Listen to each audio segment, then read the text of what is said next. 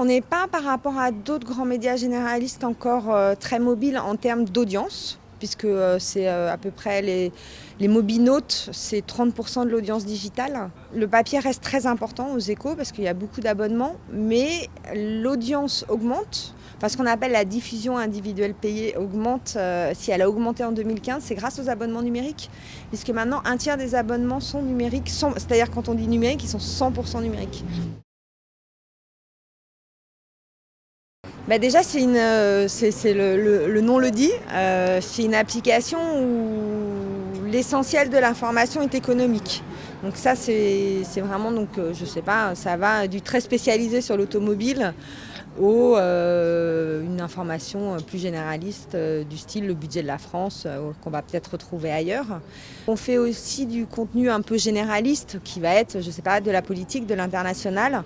En revanche, on ne va pas du tout faire de faits divers, par exemple. Je dirais que la grosse différence avec les autres grands médias généralistes, c'est que vous ne verrez pas de faits divers sur les Échos. Moi, je pense qu'il faut qu'on travaille encore le live. Parce qu'effectivement, au début, c'était une petite équipe qui faisait que ça et qui s'était un peu emparée de l'appli et qui en a fait son bébé.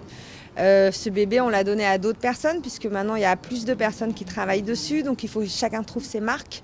Moi, je pense que les contenus du live sont encore parfois trop longs par rapport à la promesse, sachant qu'en plus il y a des articles plus longue forme, donc moi je pense que le contenu de moyenne forme n'est pas du tout adapté au mobile. Alors, je me trompe peut-être, mais je pense que où on fait du très long, très bien édité pour le mobile, ou alors on fait du très court. L'idée c'est le côté snacking et puis je veux la dernière info, qu'est-ce qui vient de se passer à l'instant où j'ouvre mon application.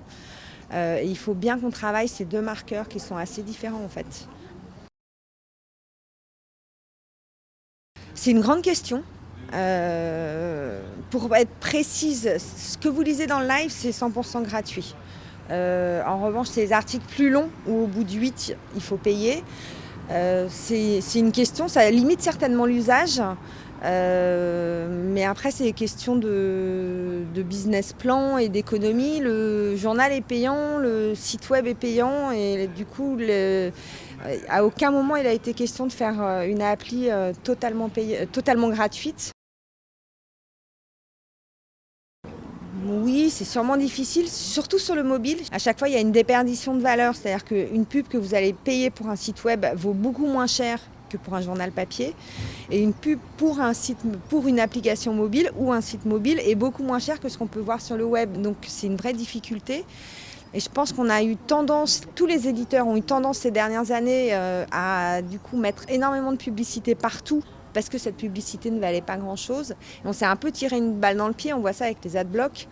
Et enfin, moi, je peux comprendre les gens qui mettent des adblocks parce que de temps en temps, les sites sont des vrais sapins de Noël.